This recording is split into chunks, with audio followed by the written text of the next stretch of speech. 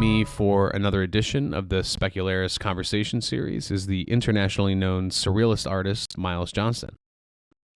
Miles's work is largely inspired by the graphic works of the 20th century Surrealists and admits of deep emotional and intellectual exploration through narratives of personal identity, emotional struggle, and interests in science and philosophy. Miles studied at the Swedish Academy of Realist Art, and in 2018, he held his first solo exhibition titled Interoception at Last Rites Gallery in New York City. His works have been shown in several high-profile group exhibitions across Australia and the United States, and this year he held his second solo exhibition with Harman Projects in New York City again. He's also recently published his debut monograph book titled Liminality, which features over 250 pages of paintings, drawings, and illustrations. Miles has well over 1 million followers on Instagram and has a huge amount of interest and support for his work. So Miles, you were a student at the Swedish Academy of Realist Art and then became a teacher there for several years, but I believe for the moment you're no longer teaching there? At least for the time being, I didn't want to be spending like a fifth of my time teaching.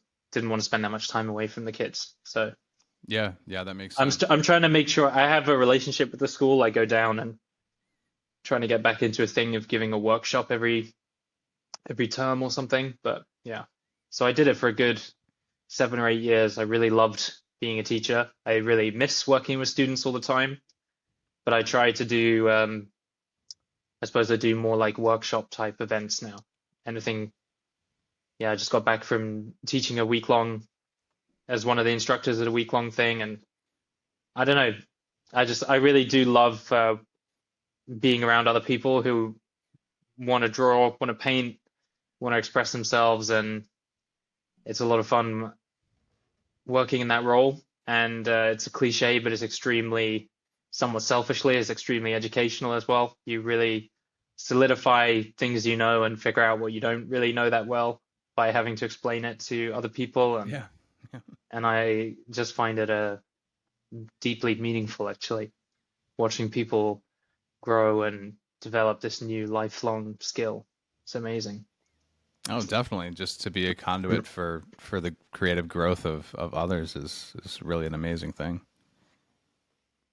Yeah, it's like, I think it should be part of I think it's a good part of a journey of learning any skill at some point, is that you should want to be in some kind of mentorship position. It's good for everybody, you know? Yeah, for sure. Yeah. But otherwise it's good. I guess I just had another show as well when we launched the book. I had a second solo show in New York again.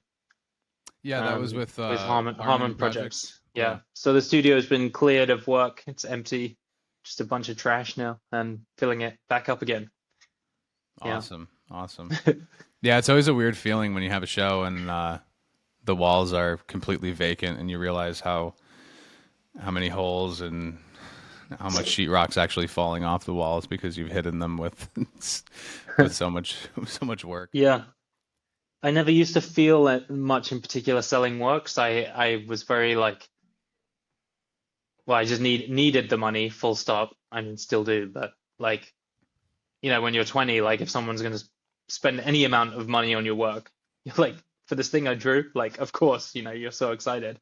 Yeah. But only in recent years, I really, and I think it has been affected a little bit by having kids. It's the sense of wanting, every now and then there's a painting or a drawing that it like is like kind of painful to sell.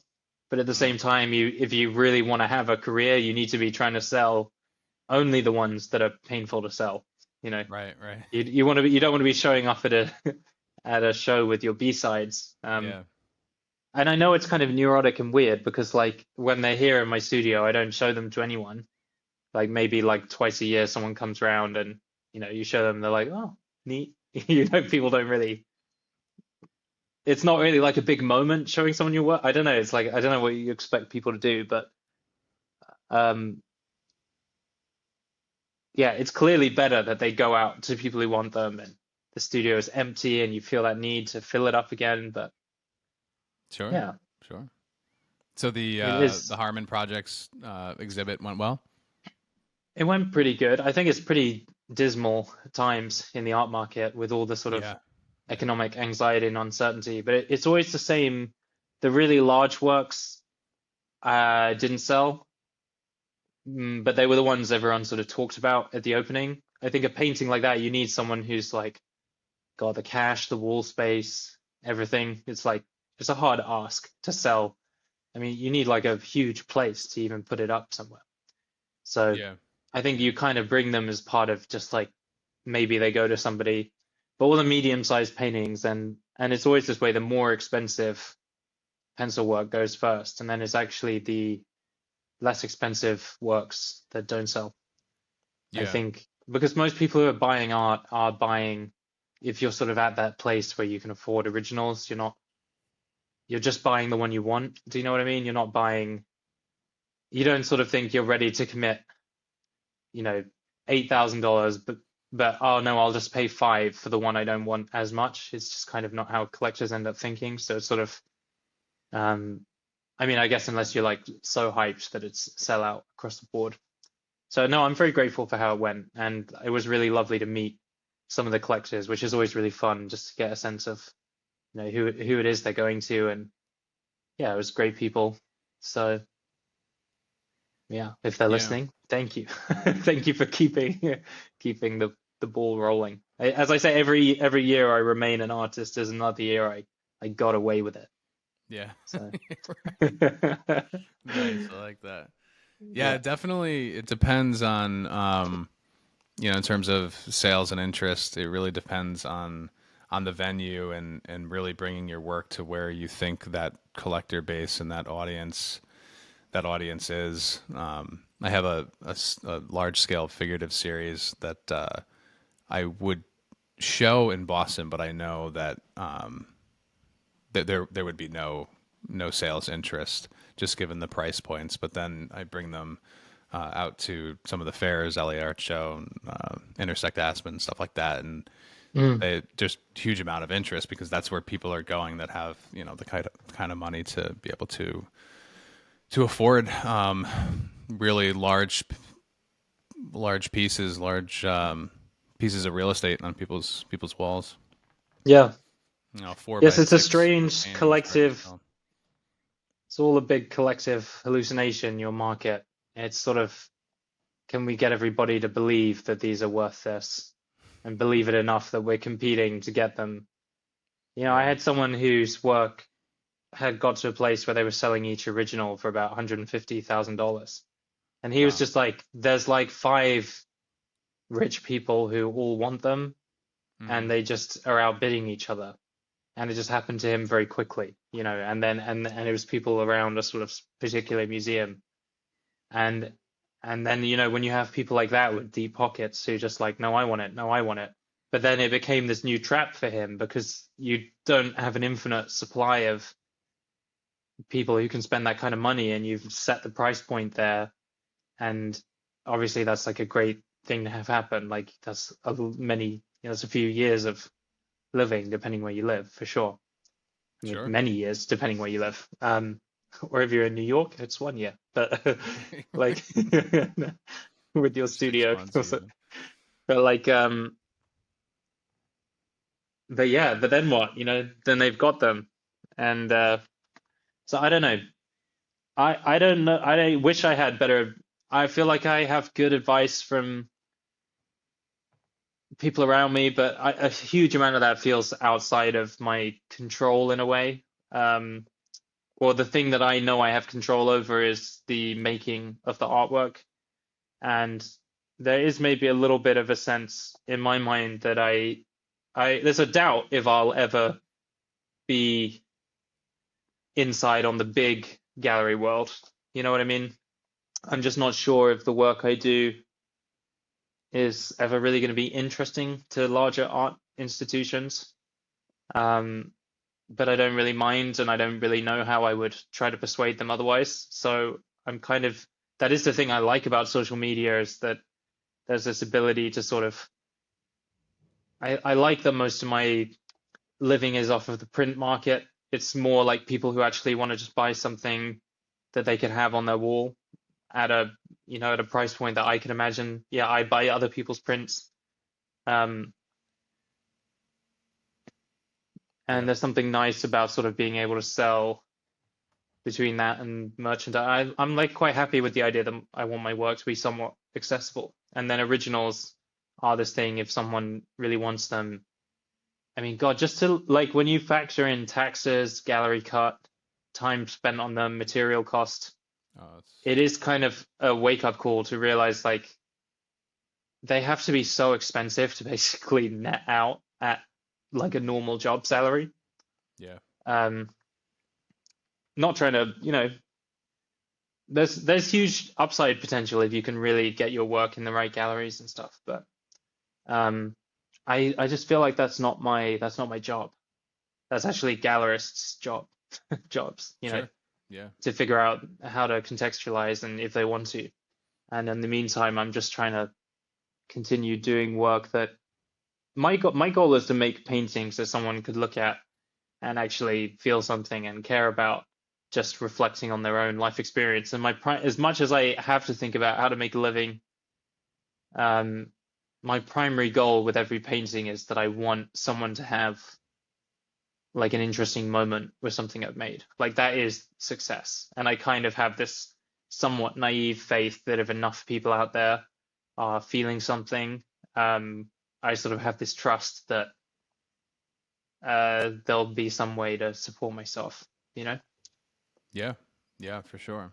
And so far it has kind of worked out. I think this year for me, I don't know if this is just me becoming older and neurotic or because I'm a dad now, but I feel more precarious this year than ever because I think I just feel with the general sort of uh, feeling in the world, this kind of great sense of uncertainty and anxiety economically and politically and everything from everyone everywhere. Yeah. Uh, Yeah, no there's kidding. and the cost of living rising and stuff. I'm not even mad at people. Like if my stuff doesn't sell, I just feel like, yeah, well, I wouldn't want to be buying it right now, you know? Like and I don't feel like you can approach people and try to make them collect your work or buy it out of pity for you. It's just not a strong motivator, and it's not the kind of I feel like all I'm doing all I know how to do. You know what I mean? I'm making the work I love to make, and I'm trying to make it available in different kinds of ways. And I'm actually trying to take some bigger risks, starting a comic, this thing I've been working on this year, trying new things, like trying to make sure that I'm doing work that continues to be interesting to me as well. And I've just started some oil paintings that I want to make very good, but on some level, I've reached a point where I'm like, if it became, uh, I don't know if this is like a realistic considering of what is possible or me being overly neurotic, but there's just this feeling of like, I really don't know. Sometimes I'll just look ahead and I just cannot imagine how this whole thing will keep going. Year after year, I just keep thinking, how are people going to want to keep collecting stuff? Or, it just feels like it's got to run out someday. And I don't know, but then I'll be just like doing my tax return and looking that I've been like doing this professionally for, see all my business documents going back for like close to a decade now. And I've been trying to figure out why I'm suddenly worrying so much now.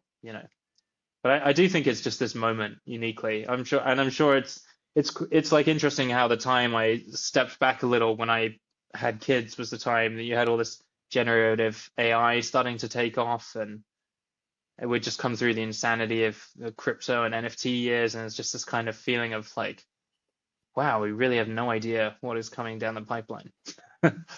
Yeah, yeah, it's definitely really really uncertain. Um, I mean, on that point, are you in terms of the AI, image generating AI, or is that something that's part of that anxiety? Like, are you worried about that really disrupting the art world? Like, for me personally, I truly don't see that as threatening, and I have my reasons for that. But I'm curious to see if you do. Yeah. Um, I definitely think about it a lot. I think there are definitely jobs and related careers in illustration and Oh, for sure. advertising. Yeah. Yeah, there's lots of places where I feel like it's undoubtedly going to have a huge impact. And a lot of those were kind of types of work that were very useful to me when I was just starting out as a means of getting some income as an artist. And but but they're far from the only way to start an art career. And I do think, yeah, I personally believe that there must be enough people who have similar feelings to me, who care about things that are made with a human mind. Um, I've used the analogy to sports to some people who don't seem to get it, where I say if I tried to sell you an AI generated sports league, like would you watch AI football with a kind of fictional league? I was like, oh, it's got your bio data, it's tracking, it's getting biofeedback to make the games as tailored and perfect for you as possible with maximal tension and better plays than anything anyone can really do and better storylines, and there's a whole league you can follow and interviews, and it's all, it would maybe be somewhat compelling, but I think a lot of people feel that need for something to be tied to, the real in air quotes, but and that kind of Yeah. shared aspect. And to me with artwork, it's the sense that like when I listen to music or see a painting, this is a means of communicating with another consciousness. If I could be convinced that AI was conscious at some point, which is a whole other bag of worms, then I would actually be quite interested in its artwork. And I do find generative AI outputs more compelling than I think a lot of artists want to admit, especially at the more it delves into the kind of slop, hallucinogenic nightmare fuel. There is a kind of there's something new that I've never really seen before happening there that's quite interesting to me, but it feels like um, I kind of the only stuff I find myself interested in is where it is being used as a kind of, I become interested in it because I become interested in the intentions of the person who was playing with it. Do you know what I mean? Like it's become a tool rather than just like what is almost never interesting to me is the direct image output of something, because it's always just feels like it's lacking in so much intentionality and symbolism and a kind of sense of like, you didn't really care about this very deeply. Why should I? Um, Yeah. but I'm sorry, I'm going all over the place, but yeah, for the most part, I don't worry so much about it, but I do sometimes. Um, I think it almost there's an optimistic part of me that believes as automation comes for more and more people's jobs, if we sort of extrapolate 10 years into the future, um, if you imagine a kind of best case scenario where just most people are unemployable, but we have much better governments than we do now, and we found some extremely fair way to distribute the wealth of society, right? And it's basically kind of like, you know, a post scarcity world, everyone's housing, food, and needs are met, and there's even money to, spend on leisure or whatever. Like, just imagine the best case scenario. You would still have many, many people left with this question of what to do with themselves to find a sense of meaning and purpose, and Yeah. the kind of collective self-esteem of us as humanity when everything is essentially like chess. I love playing chess, and in the chess community, it's kind of um, the presence of very powerful chess AIs is this kind of fascinating thing. People use it as an educational tool. They get new ideas about chess. It's kind of a niche subject, and they still host tournaments, and people still very much care about the strongest human players. And I think an optimistic outcome for AI would be something analogous to that, where a lot of people it can be used as a kind of research tool or something, but essentially people care about human performance because we're human beings, and there's something in that. But there are people in the chess community who still feel a kind of sadness, not a deep sadness, but there is something strange about it is like almost a blow to our own self-esteem that we're not the best at it anymore. Mm. And I think I sometimes, art is a weird one because it's not as easy to objectively measure what it means to be the best as you can measure like elo and chess. You can sort of, kind of objectively measure someone's strength as a chess player, and I don't think there is an analogy for art because there isn't a sort of clearly defined goal. I think of art as the kind of cosmic show and tell. We have this total blank space of consciousness in our own minds and in someone else's, and being an artist is really the act of curating and sculpting one of the sensory channels or many of them. But it's just kind of a game of this too. Here's another thing we can behold. And so art ends up being about everything, because asking the question of what do you want to depict, what do you want to reflect, what do you want to put in this blank space, is kind of the same questions that infuse politics and philosophy and everything. It's really the deep question of, given that we have a human life and that we are conscious and that we're here, what do we want to do with it? What are we supposed to do with that? And I think that's the same question you get faced when you have a blank piece of paper in front of you, right? You could do anything. And I think art has helped me to not be a nihilist, because the thing you discover is that there is meaning. You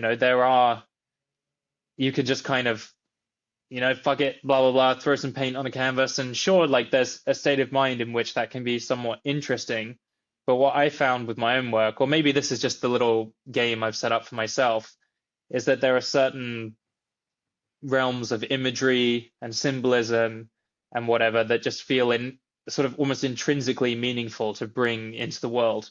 And I think of that as a means of actually discovering my own inner values about the world, right? By just kind of having an art practice. The reason I bring all of that up is that as we move towards a world where people are searching for their self-esteem and their purpose in an optimistic post-scarcity world, there's a sense in which I feel like I have something very valuable for that world, which is that I already have my own answer for what I would do if I didn't have a job, or if I didn't define my self-worth on employment. This is what I do. And actually, I've been thinking about that for since I've always been into listening to fringy futurist topics. So I've been hearing people talk about, in 2012 in a very hypothetical way. I remember being in art school and listening to podcasts about, in the future, if we had AI and basic income, and I think I always thought, yeah, and it'll be the artists and the, musicians and whatever who have the answer. And then I think the biggest slap in the face, or like the weirdest thing from reality the last few years, was that I always assumed somewhat naively that my job would be one of the last that could even be attempted at being replaced. And it was kind of almost like an interesting, it sparked a lot of self-reflection to see that the production of just imaginary imagery was actually one of the first things that we started making progress on. And it's been a real test of like, do I still believe that there's an inherent value to doing that? And I'm fairly sure I do, but I worry about being able to persuade other people, or I don't know if that matters even. It's going to be a real test of my stated values. Like if I really did live in a world where, for example, no one else really cared that you could paint stuff, not because they've stopped caring, but we're just so oversaturated with imagery from the imagination and whatever, that it just kind of loses something compelling about it. That's maybe my fear, is that it just becomes uninteresting in an extremely, like, that we're just so overstimulated. When I say that I do this for me and that I do this as my means of exploring what matters to me, it's like, would I do this with the same intensity if it stopped being my job, if it stopped being a source of like social status and identity for me, if people really stopped caring? And those are maybe some of the things I think about, is like, I have to just get a regular job, and people are like, oh, I used to do that. That's kind of quaint. That's like a horseshoe maker. Yeah, I hear that's pretty tough, but that's kind of it. No one really cares anymore. Do I still have the same commitment that I say I do? And I think I do, but Well, the I creative think, impulse would still be there, to be sure, yeah, and that would need to be fulfilled. I know, but I sometimes like how much of maybe you were some of that's one of those things I think about a lot as an artist, is that it becomes the sort of one of the most attached levels of your own identity is to being an artist. And part of me constantly thinks that a truly, actualized version of myself would have to be okay with giving even that up. That is not the thing, because too often that becomes the thing that, in my own view of myself, makes me worthy of love or praise, or even just like, the right to have a bowl of gruel on the planet. I have to sort of prove it by doing this bizarre, ritual, like a little bird pruning his feathers. It's like I must do the good paintings to be worthy. Um, so I think it's kind of fascinating times, and it's made me. I've sort of framed my whole life in my own weird little internal story at the moment. I was like, it is like I'm in a sort of near sci-fi thing where it's like, can you prove that there's something in the art of human beings that the machine can't capture? Is there a difference when the thing that made it is conscious? Yes. The ultimate blow to my self-esteem actually would be irrefutable proof, or a sense that AI, that we'd created actual general conscious AI, because then at some point, and I think that would be the same for everyone with everything. It would be truly strange to be in the presence of a mind that almost just, I mean, God, we basically presume we have a higher moral status than animals because of our intelligence.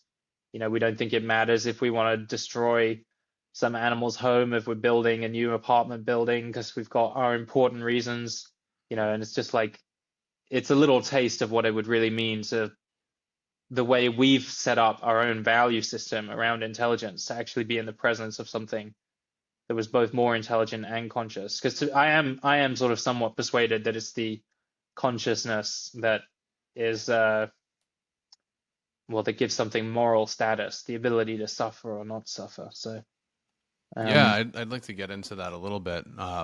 So yeah, I would say in terms of the AI generated imagery, I won't call it art, or at least not with a capital A. I think that the piece that makes it art is the consciousness. It's I think I would be aligned with evolutionary psychology in that art itself is inherently Darwinian. It yeah. does have it does serve a function, and it might be an epiphenomenon of several different aspects of the human mind and just other adaptive features. But I do think that ultimately it is a communication device, and it's Yeah. interesting that in unintuitive that in the human timeline, as far as we can tell, the visual expression of art came after language. And I kind of have a pet theory that that was to because language is a hyper left brain feature of the and exclusively to humans, at least the genus Homo, and it's wildly insufficient to capture the human experience in all its aspects. It's not. It can be intuitive, but it's much straightforward. Whereas a piece of art, Mm.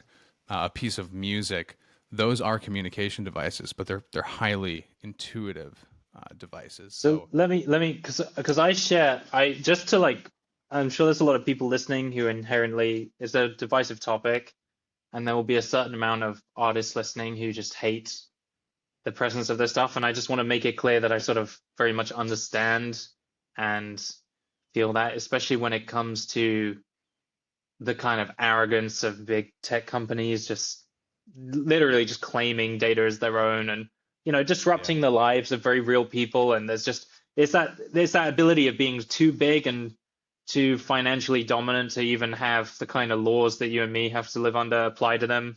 It's the kind of stealing on such a scale that it sort of becomes invisible. All of yeah, that I yeah, I feel very deeply, but looking at, so I think there are some analogies with, because I'm with you, it is about the consciousness, but the truth is, when, for example, like maybe that, I don't know if this is a, tell me if this is a bad analogy, but so with photography, there's a skill to the use of photography, to the interface with the machine of a camera, to going out into the world.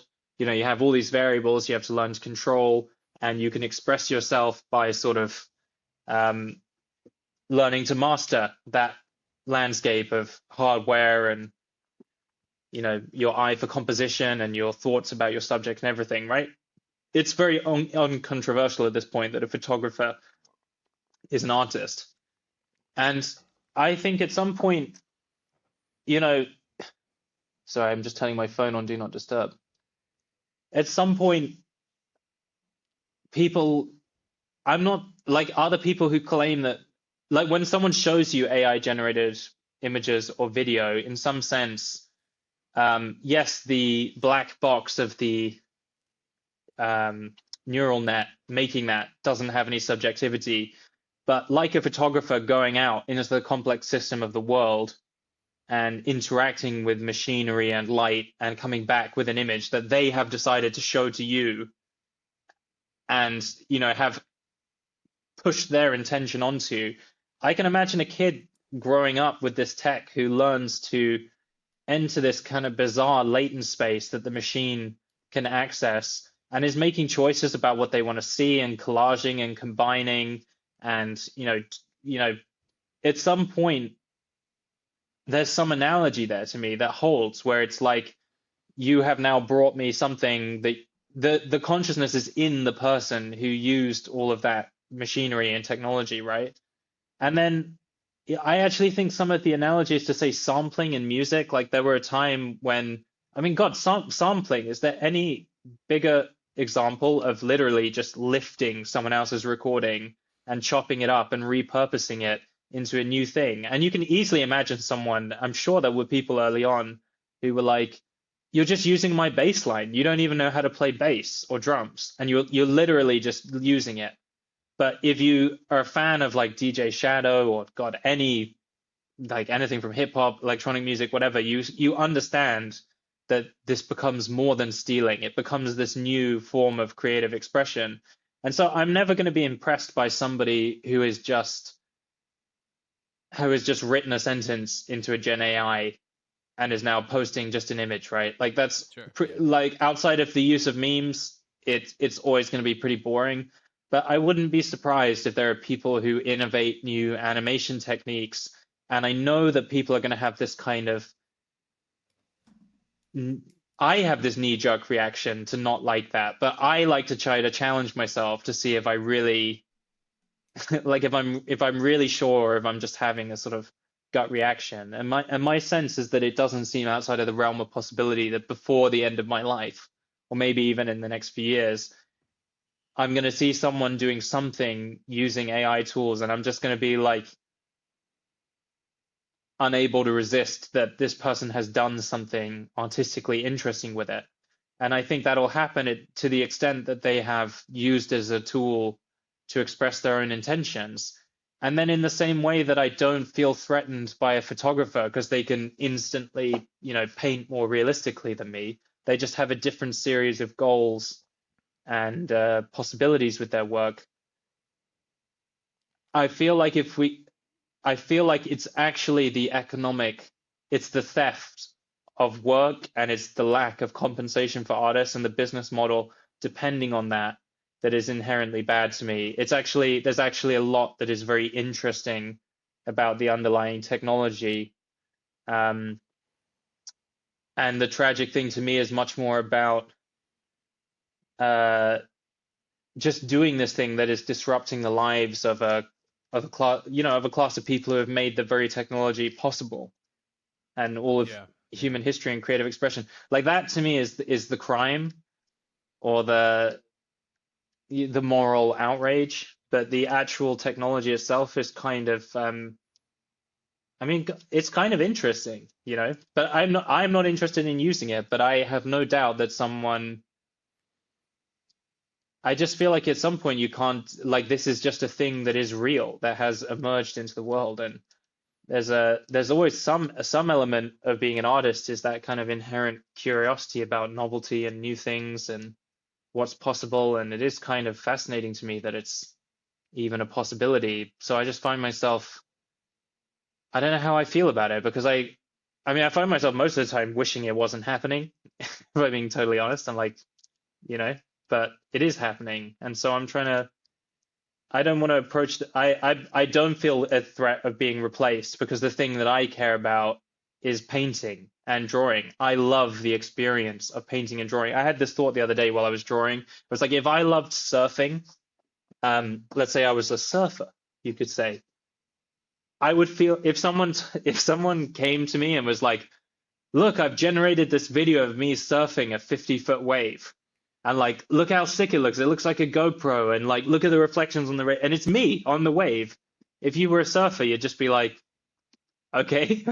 Like that's how I feel about AI generated paintings because a picture of my painting is just the final snapshot of what happened, but it was the experience of painting it, of pulling this image out of my imagination, of every little thought and day I had on that painting being a new possibility for changing the direct. Every time a color or a brushstroke is chosen, it's this incredibly complicated, interconnected experience that is unfolding outside of my. I don't know how it's going to end up. It's a process I have to go on, and I love everything about that process. And just showing me an AI generated thing that looks like my work, it's like showing that video to a surfer.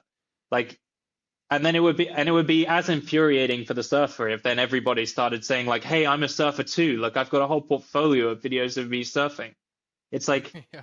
I'm actually not threatened because no amount of AI will ever make you able to do what I can do. Yeah. Because what I can do that I care about is making the paintings. It's not having a Well, painting. it's not even just making paintings; it's making your paintings. Like Yeah, but it's even exactly. it's It's even it's go ahead. no, I was just yeah. You go on. I was just going to keep raving. I was probably going to repeat myself because I like No, the no, analogy. this is all really good. Well, it sounds like what's kind of threading through a lot of what you're saying is, and I agree completely. If this is the case, it's really a matter of degree because I can envision the current state of generative AI as being a useful tool for artists now for sure. Um, Mm, uh, Maybe you're in need of a novel cloud section for a painting that you're working on and you just don't yeah. have your own personal reference materials. You're certainly not going to want to go lift it from a photographer, which obviously AI is kind of doing that. It's a homogenized sort of theft, but and then using that as a rough guide for a section in a painting or something. That's just one out of a million scenarios you can concoct that like it's another tool, and that I wouldn't really find any moral issue with at all. It's I'm really just a matter of I think degree.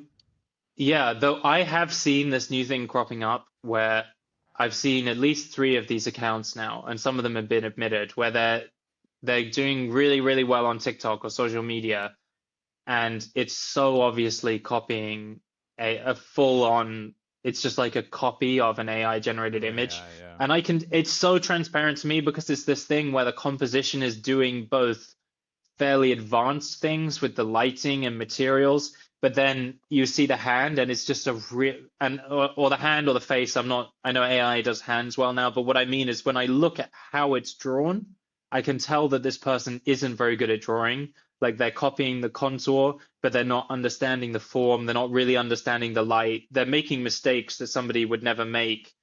That is completely incongruous with the level of compositional complexity and lighting choices. And I look at it and I'm like, that looks like Mid-Journey stuff. Yeah, yeah. And I do find that I find it quite triggering when some of these videos on TikTok I've seen sound like an old man raving about videos on TikTok, but they're like, they have like 1 million likes and tens of millions of plays. And there's all the fawning comments like, no, this is the art that should be in museums now, not that modern crap. And like, I read that, and that for me is like genuinely like, I have to be like, okay, I gotta just like forget about that because that's gonna ruin my morning. Because like, to me, that is like blasphemous because I just think that's so phony and lame, you know? Yeah. And I'm very paranoid about de-skilling. I basically feel like if you don't use something, it atrophies as a mental talent. So I've taught myself to draw perspective by hand. I do everything in more and more low tech ways. I don't trace my stuff. I want to know how to do this stuff. I want it to be that if you put me on a desert island and I, got some charcoal out the fire pit and started drawing on the rock, that I can still draw. And I think basically anytime you introduce something in your process, you have to ask yourself, and of course you got to be pragmatic if you're a working artist. And I know this annoys a lot of people. They want to, but like to me, I am drawn to the aspect of art that is about doing something that is really hard and not trying to avoid the fact that it's hard. Like to me, it is the call to adventure of painting is conquering those challenges. And there are lots of parts of my process. For example, just generating the next set of ideas, coming up with new thumbnails and sketches that I find so hard. And I know people who want to brainstorm with ChatGPT and do this, and yeah, it would make it easier and it'd make you more productive. But I think what you're losing track of is that you won't know what you would have done if you didn't do that. You're losing a certain amount of your own personal touch on it. And I think you're going to start kidding yourself about the extent to which you're losing these skills. And I very much, I got young kids, and I really worry about when I hear about young people who are just like, man, can you believe there was a time when you had to write your own essays and you didn't just ask ChatGPT to do it? And I look back on all the philosophy essays I had to write or stuff in school, and like learning to write teaches you how to think. Like the act of having to put your thoughts down in order, make sure they could make sense to somebody else, form an argument, realizing that you thought you knew how something worked, and when you try to write it, you absolutely didn't, and you have to like clarify it for yourself.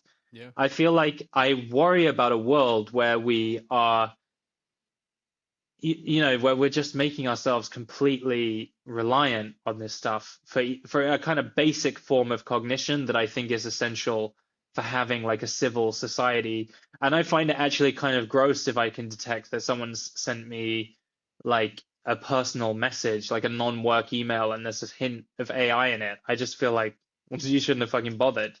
So Yeah. earlier on when I was seeing, I am a mess of contradictions. There's a part of me that's fascinated, open-minded, darkly curious, and then there's another part of me that is just like, I don't want to use this stuff at all in my life.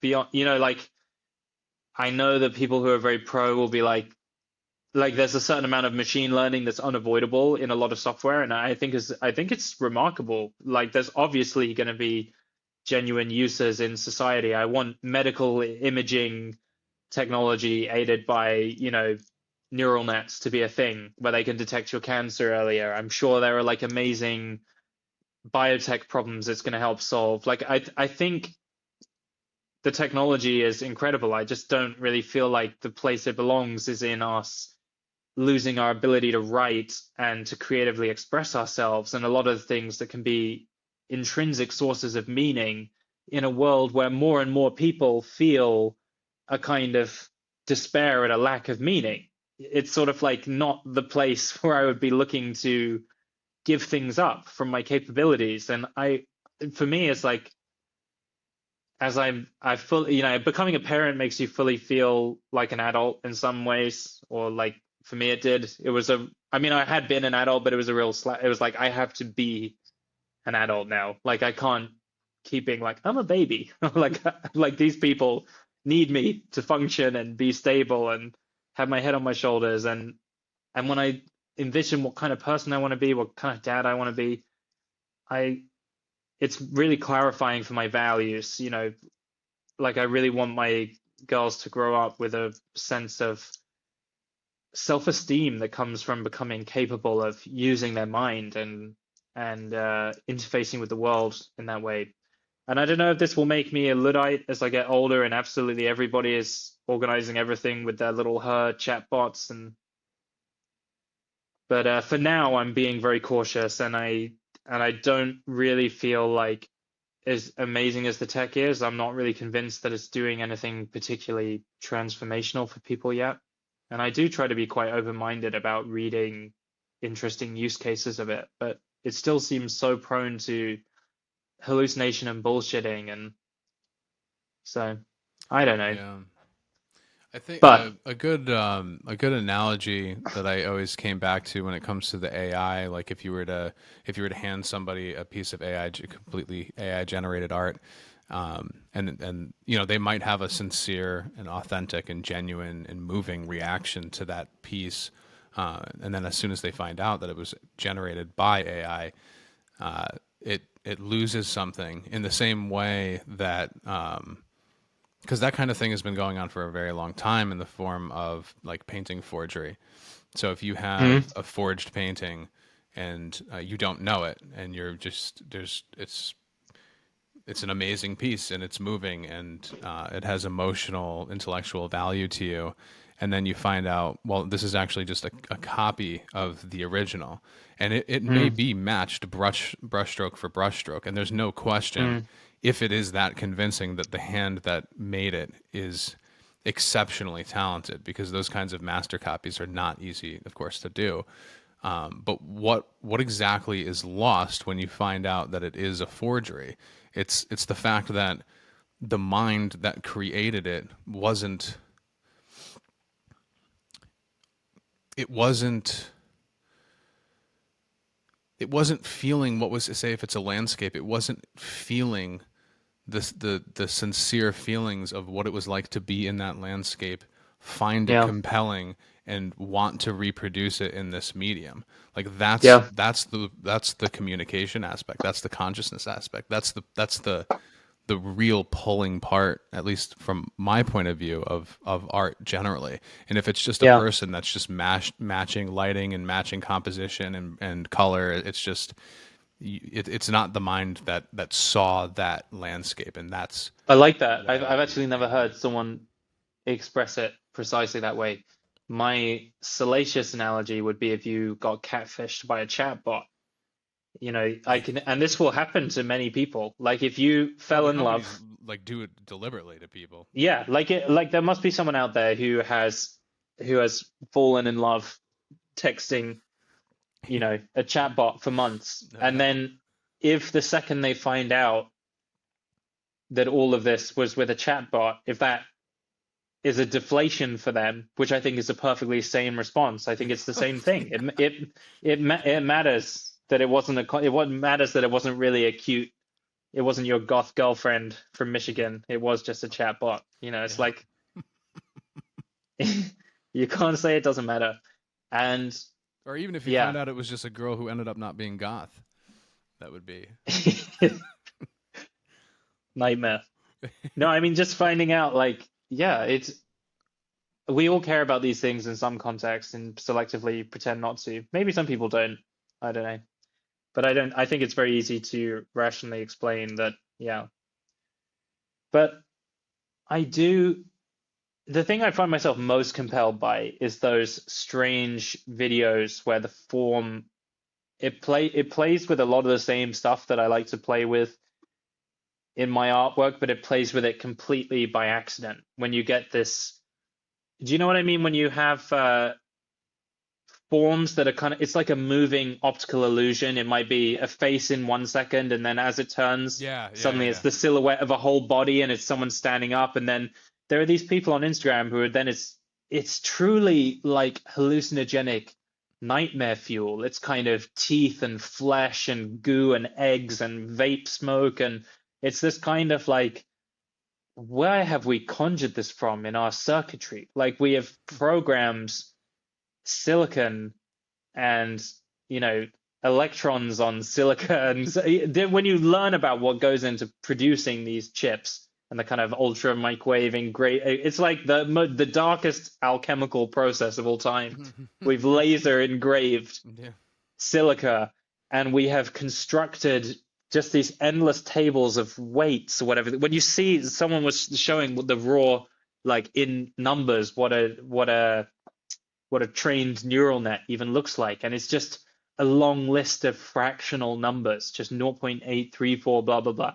And it's just like some endless matrices that's uninterpretable from the outside. And this thing is spitting out this kind of bird egg vape, old people naked in the store, pit to head. And you're like, oh my God, this is demonic. This is so there's a part of me that is like, show this to a medieval peasant, and they would say you've opened a portal to hell. Yeah. And I fear for the day that we're all getting our forced Neuralink and someone can just hack into you and put you in the 10,000-year loop of, tearing flesh and cracking eggs and insects in your eye. Like, we're really playing on the edge of this territory that feels so fucking weird. And the people who are doing it, so many of them are so obnoxious and certain that what they're doing, it is like in a fantasy novel of a bunch of demonic priests who had been drawn into a cult and were sort of gloating online about the Luddites who want nothing to do. And you're like, so what are they doing? Let's look at the output. And it's this like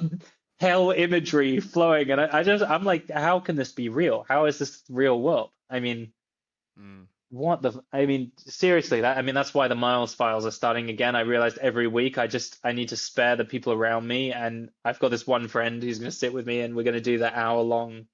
It's just the total download where I just have to run about how fucking weird everything is and what is going on in my studio at the moment. And my goal is I think we live in such demoralizing times. We live in intensely demoralizing times as an artist. It feels like there's so many things that make everybody feel precarious, uncertain, and I have a strong desire to try to, for myself and for anyone else who's interested, attempt to put something out there in the opposite direction. There's a sense that I want to be expressing my values, my love of making painting, my belief that this is a meaningful thing to do with your life. The ways in which I keep myself inspired, and I almost want to start my podcast again as a means of reminding myself and almost like ritualizing that, because there are all these different people in my digital life and world, podcasts and YouTube channels I follow. I feel like they keep me going. These people who they're a part of my media diet that I actually very much rely on, with all the long hours you spend drawing and doing whatever. So I feel a strong desire to take part. I do feel maybe slightly that is the burden on, or at least maybe a safer move if you're trying to be an artist, is to,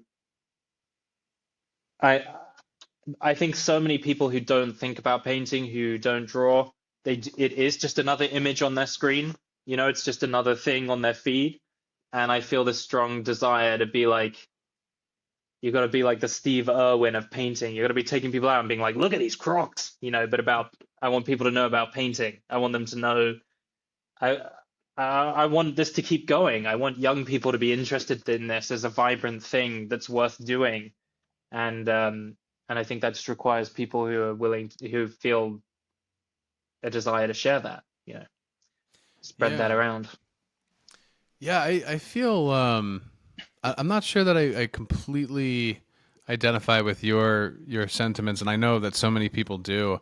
I just, like, personally, I just feel so in that area, just so protected from the anxiety of these technological developments. Like, nothing, no matter how the world changes, no matter how the economy, the market, the technology, no matter what it does, where it goes, like, my call to adventure is still there. My need to express myself is still there. My need to become better at everything that I'm doing is still very much going to be present with me. So, like, as long as I have that, and that authenticity will come out in the work, and people will, when a piece of art is inauthentic, people will sniff that out.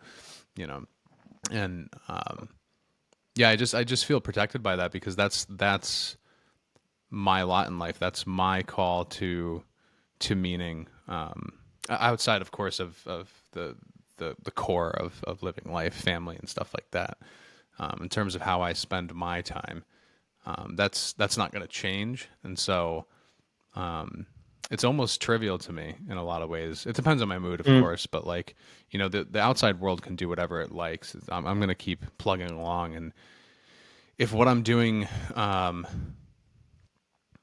gains traction because of what the world is doing, or loses traction because of where the world is going, then that's kind of out of my hands, and I'm going to try not to dwell on it. Well, sometimes you can't help it, but generally speaking, it's just not really, it's kind of a non-issue for me. Yeah, I mean, I'm an overthinker, but Well, so am that's I. it's beautiful to hear it's beautiful to hear your simple statement of certainty. I suppose I share it in a lot of ways. I've never felt a sense of like, do I want to continue painting? I think it comes down to that relationship with the world. I mean, it's not even just that I feel like I don't have a trust fund. I don't have a huge pile of savings. I don't have a backup job. It's like I need a certain amount of people to be interested enough to collect and to buy things. And so the fear is mostly around the world no longer caring and all the attendant feelings that come from that of like, I don't know, I sometimes walk around with this like, I mean, my self-esteem is up and down. It doesn't seem to matter what's happened with my work or life or anything career-wise. Like I always come back to a place of feeling essentially, just this fear of humiliating waste of time or of just finding some method of viewing my own situation that is as cruelly negative as possible. It sounds more intense because I walk around in a pretty good mood most of the time, but it's more the fear of becoming one of these people who's so embarrassingly delusional and doesn't even realize it, an inflated sense of my own self. And I think it's because there's thrilling heights of the creative process where you really feel like you're doing something special and meaningful to you. And then there's this attendant fear of like, is this just all bullshit? Like, am I just like, I don't do anything the world really needs, and like, was it all a kind of delusion? Like, and it's impossible when you have this kind of inherent insecurity. The world of social media with all these different numbers and metrics, it's so easy for your brain to go, finally, we found the evidence, or we found the source of evidence. It's when the number's big, it means you're like, we're so back. We're so important, like, yes, we're killing it. We're on the cutting edge of painting. And when the number's small, you're a clown. They've lost interest. You peaked in your 20s. Like, oh, you're the Nickelback of painting. Like, no offense to Nickelback. I'm sure they're great guys. But it's like I find that so much of the struggle of being an artist primarily is that you're doing something so difficult that takes a lot of time and that is hard to it's not a thing you solve. I've had many moments in my life where I feel deeply secure in myself. I love the work I do, and I'm happy with everything, and it just comes back. It's a cycle. I actually have started to think it's an inherent, perhaps it's a part of the creative process, because it's this kind of searching for the next thing and trying to figure out what to do now, and you can't just make one thing you like and then just kind of be done forever. It's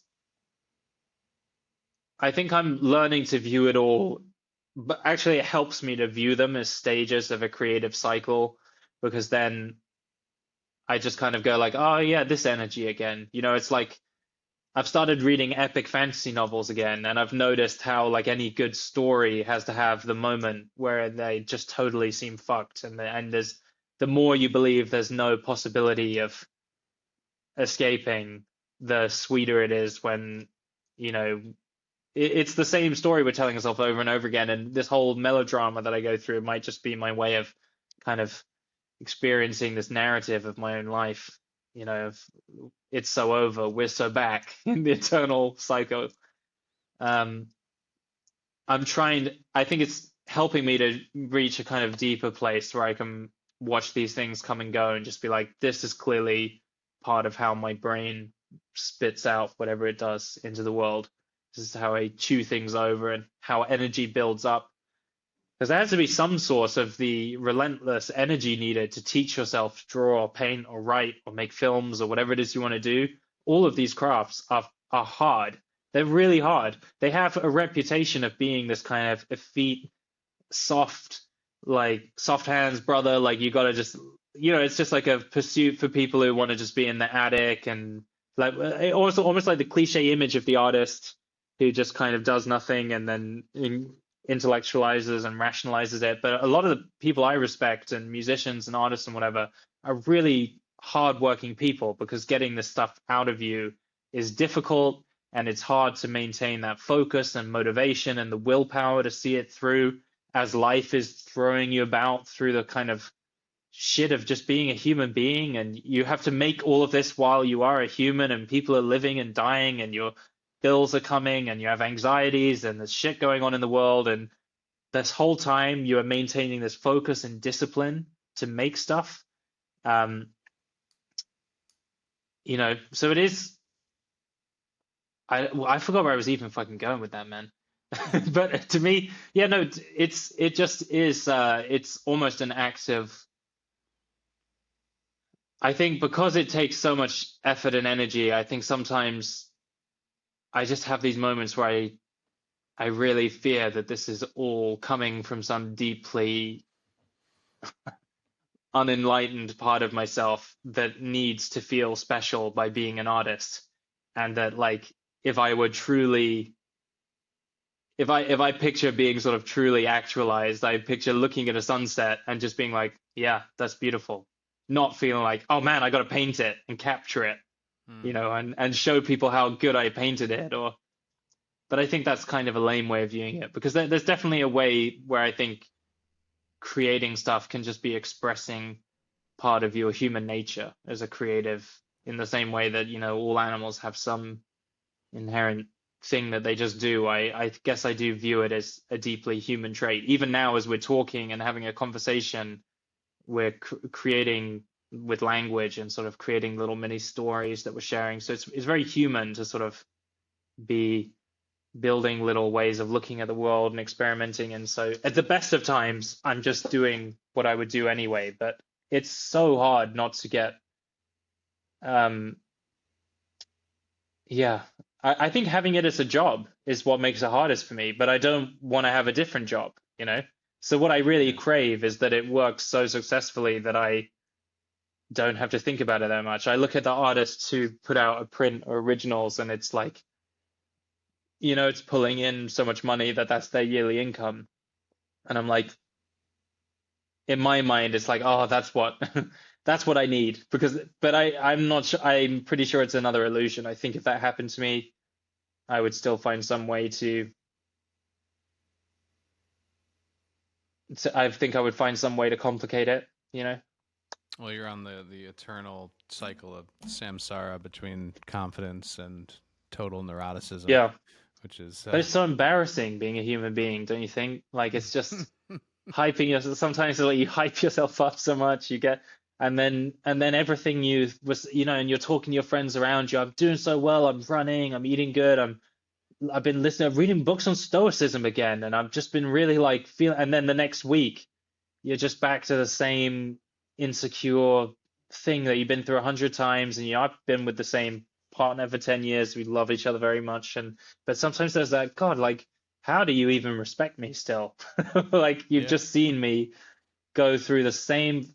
Like, I want to tell you how I'm feeling, but I'm embarrassed to even admit that we're on worry number 475 again. Yeah. And it's like, but I guess you just have to accept that with some compassion, that it's not easy being a human being, and some of this stuff is but it does blow my mind. It's like, do I have to keep learning the same lesson over and over again? But I suppose that's how Sisyphus found his happiness, you know? Sure. Yeah. Got to roll that boulder. Exactly. My default is I then just, this is the kind of shit I make my drawings about, is the thing I like about art is that you can look at whatever bullshit you've been going through, and you can kind of step back from it and not try to solve it, but just kind of do it the grace of depicting it, or finding a way of transforming it into something beautiful or exciting or powerful, right? Like, it doesn't have to be just beautiful, but just, it could even just be like, some of the music I love is just like the most vivid depiction of rage or despair. And it's not even trying to put a sweet twist on the end, or, you know, it might just be like, this, I love this album because it sounds so hopeless. It's like a thing. No, you're talking to to a death metal and deathcore head, so yeah, it's nihilism that you all get the way it. down. But it's I actually think deep down the problem is these people are not nihilists, because the funny sting in the tail to me is that the very act of going through this process of making it Yes, yes, and turning it exactly. The into contradiction. artwork, they have done the redemptive Yes. act of giving it meaning. So it's this amazing thing where you can, if you could truly capture how hopeless you felt, someone else out there hears it and they go, oh, thank fuck, I'm not the only one who feels like this. And oh shit, we've just done something meaningful, Mr. Nihilist. Yeah, Like yeah, we've yeah. just given someone else out there some comfort. Like, so I And the think that is the creative most, process to make it in the first place. I mean, it's yeah, you showed up, and you yeah. you really you did takes on that scream until it sounded absolutely miserable. Well, yeah, And like, so much of it is just the yeah, no, you're dead on accurate with that. It's more the aesthetic in a lot of cases, because a true nihilist would just not have put out the music in the first place. but I think both rap music and metal have the same thing where when you play with um so you think about something like Mayhem or Burzum, like some of the early days where they wanted to, in an attempt to be authentic, you can see that someone gets pulled into a dark spiral where they're making artwork about evil, and then they start, it's sort of like the only way to make it more evil would be to actually live it and Live it, be yeah. and start to, and I think there's it's the same. Artwork always has this weird, my definition I gave of art earlier of the cosmic show and tell is so broad that you could argue that like 9/11 was performance art. Like Sure. if we're just saying doing something that has aesthetic properties and impacts people, that you creatively apply your mind to. I mean, was Jeffrey Dahmer not doing that for an audience of one when he was cutting people up? So like, I obviously don't want to endorse those as acts of art, but there is this uneasy relationship between the aesthetics that artwork can play with and the real things that it's reflecting and representing in the world, right? Like a lot of people have experienced being into horror movies and having other people say, like, why would you want to take your mind there? And I am a big believer in that art has the ability to sort of go into very, very dark places and to find, at the very least, a sense of connection with other people, or to satisfy some sort of curiosity about the world that we have. And I don't think that that's an inherently evil trait, but I do feel like it's maybe somewhat related to the old cliche of people who fear that they have to be suffering to make good artwork. Um, because it would make it more authentic or real. It's actually a similar kind of problem. It's like this hang up on authenticity, Mm. which I think maybe sometimes is maybe a failure of respect for the imagination. Just like I would argue that if you're able to fully go there in your mind, you don't need to really go there in the realist way, but it's a form of maybe aesthetic extremism to believe that things have to be like completely authentic. Mm. But it's a strange territory, because yeah, I think it's what happens when you lose compassion. Like to me, compassion in a very Buddhist framework is the fundamental, like maybe the value to me that matters. Like I think an artist should always, I hate saying the word should there. I'm gonna say when I make my artwork, it always comes deeply from a place of whatever I'm depicting. I want it to be a bridge to someone else that has a warm, loving undercurrent. If something is dark or heavy in my work, I want the feeling someone gets to be the relief of being recognized in their Oh, yeah, suffering, ultimately, not sort of like, which I think is deeply healing for some people. in terms of what intellectually drives you in your work, and in terms of the themes and subjects, definitely it's super clear, like narrative and storytelling. um, Escher, no doubt, is very present in your work, and a lot of the drawings in particular, I think. So mathematics, philosophy, science, and I read a interview with you in Beautiful Bazaar. I don't know how many years ago that had come out, but you mentioned in that a deep interest in quantum physics and quantum mechanics, physics generally. But I remember you mentioning that.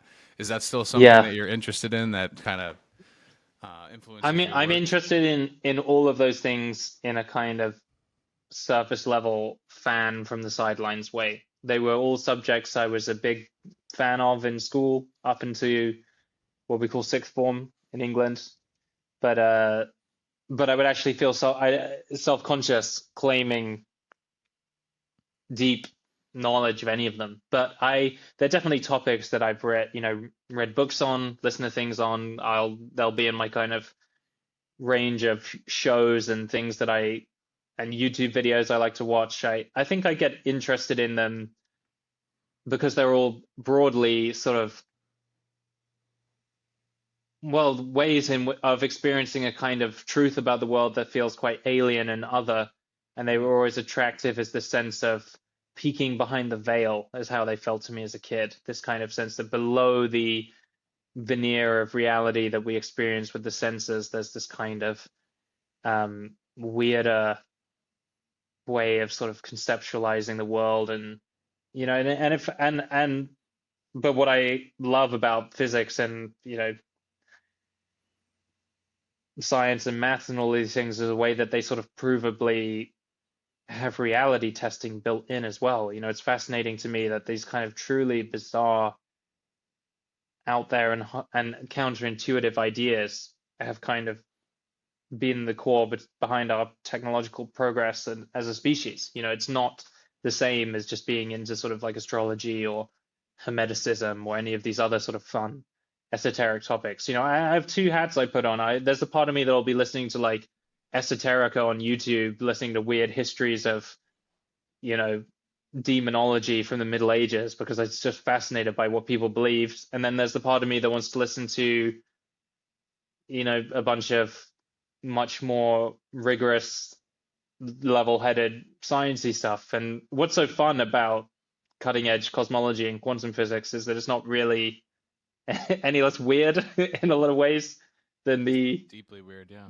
yeah and yeah and I suppose I in another life could imagine have wanting to go into one of those fields, Yeah, same. but out of respect for my sheer ignorance compared to somebody who studied in them, I'd feel self-conscious calling myself anything but a fan. Does that make sense? Yeah, yeah, for sure, Yeah. for sure. Well, I I mean, think a lot of people lose track of that stuff since they graduated school because they kind of basically just associate it with stuff you had to learn. But even when I liked school, and I liked I was always genuinely interested. I think I did well in school because I was genuinely interested. When they were talking about biology, I was like, oh shit, that we're gonna learn what's going on in a cell. That's cool. And sort yeah, of never really understand why everyone thought it was so boring. I thought it was really interesting, but yeah, yeah. yeah. It was kind of the opposite. It was just simply the structure of school that was a turnoff for me for a lot of these subjects. Like I'm Yeah, deeply that's fair enough. interested in physics and biology, and when I was in the classroom, it just No, it's true. The way we learn stuff is very, very uninspiring and just a dull lecture and then a really boring worksheet and that's it, you know. yeah, And but I think I was interested enough in learning about stuff and that I'm not saying I was like there beaming from ear to ear every day, but I sort of enjoyed it. But I don't know, it's impossible to know. I just went to a normal school in England, but maybe it was quite good. I don't know. yeah. Not like a crazy private school or anything. It was just a state school, but and some teachers were dreadful. God bless them, Well, but they weren't great. that makes all the difference too. Is Yeah, the teacher and the some were great. curriculum. Yeah, Yeah, yeah. yeah, your work. Yeah, I know you'd say you'd call yourself a fan of these. We could go with the term professional pseudo-intellectual if you want. Nice. All right, that's better. Um, but it comes through in the work. Like as somebody who's interested in those things as well, like I look at your work and I was able to deduce that you must have some interest in some of those areas, particularly consciousness. And I know you've mentioned that's also an interest of yours as well. But yeah, it Yes. definitely comes out in the work, as far as I can tell. Yeah. Yeah, my primary interest when it comes to artwork is about, I suppose, is deep down is about emotional catharsis. But the thing about achieving that in narrative and in work and in music is that you can't just push the button all the time of drawing and writing the most heartbreaking scene of all time.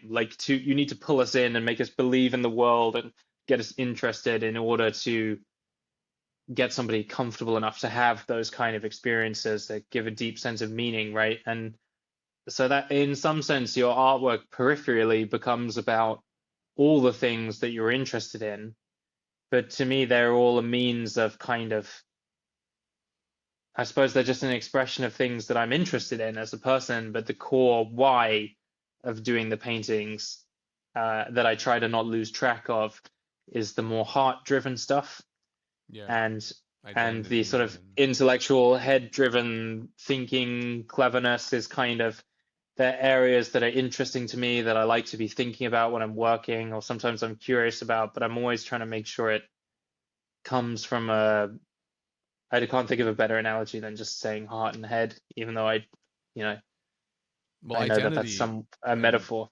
yeah, and self-identity definitely seems to be a really strong theme in your work too. Yeah, Particularly that becomes obvious with the self-portraits, and you've done many variations of self-portraits in different contexts and everything. And it seems like throughout a lot of your work, you're trying to thread your own identity and discover your own identity through the work. And I think the yeah. self-portrait theme kind of lends itself to that for It's a sure. corny thing to say because it's the kind of thing people say, and you're just like, does that really mean anything? But they're all self-portraits, like all the paintings, because none of my works have. I mean, I think everyone's work is self-portraits, even when they do narrative and cast characters and whatever. These all become different kind of masks for the kind of internal facets of that person's Sure. personality. And it's like when you see a narrative painting, you're watching somebody play with dolls, and it's like, well, you're all the dolls, Yeah, behind all of this. But like no one in any of my paintings is a character. Like none of them are like, oh, that's Zeus, or that's like, yeah, a historical figure, a myth. It's all just like the person, which, you know, I suppose the kind of way I frame the game of painting for myself is there's this means of, yeah, it very much is about what it feels like to live through certain experiences, or I suppose like illustrating the metaphorical language of feeling. I like things that are completely um, unexpected or impossible, but sort of feel strangely obvious and relatable, but not, the kind of images I'm always looking for are the kinds that you see them and they seem almost like self-evident that somebody had to paint it. Um, while like finding that balance between very straightforward and very novel is always what you're looking for. Something that feels fresh, but also like, um, yeah, another way of putting it is like if you do cliche well enough, you remind people why these things are cliches. right. Like I sort of like feel like there are only so many meaningful themes in artwork or for a painting to be about, because it can only really be about the human life and the human spirit and our reaction to the world, and only so many. I'm reminded of this. I've said this anecdote a few times, but there's this book, How to Change Your Mind, by Michael Pollan, who Yeah. was this kind of New York Times food writer. He started writing about psychedelics, and anyways, one of the things he's talking about this meeting a cancer patient, a terminal cancer patient who was given psilocybin, so magic mushrooms, as they were dying. and he was a designer, and he describes this kind of trip he has with 6 months left to live that led to a kind of aesthetic revelation for him. In his mind was just that we're all making it too complicated, like we're complicating art and design and everything. He was like, it's all about love, was his revelation. It's really the only, in one way or another, all artwork comes to being about love, for the world, and a love of the way things are, or I suppose compassion for other people, or appreciation. But sort of at its core, he was like, you're overcomplicating it. Like, and I know it's like not that simple, but it also resonated with me quite deeply, like on some level. Yeah, I think we enjoy trying to put new clothes and new angles on deeply familiar stories, because what am I going to like invent a new feeling? You know, Yeah. like I think of art as much more of holding up a mirror to reality and to somebody else. If you feel something when you're experiencing a work of art, drawing, painting, whatever. When I say work of art, I really do mean broadly across all creative expression. And when you feel something, the artist did not invent that feeling. They did not go into your life and, plant the memories that are making you cry about this scene with a character because it reminds you of your, whatever that happened to you. They didn't do that. In fact, all they've really done is created this incredibly well-crafted moment for you to have permission to feel something that is already inside of you, and you cannot feel something that is not already inside of you. So in some sense, when you watch The Shining and you have this incredible experience, part of me feels like, well done, you just participated in the crafting of The Shining. Like in your little subjective universe, you brought it to life by experiencing it. And it's not, there's really only so many things that can be true, and that's fine. Like an endless craving for novelty is completely neurotic in a different way.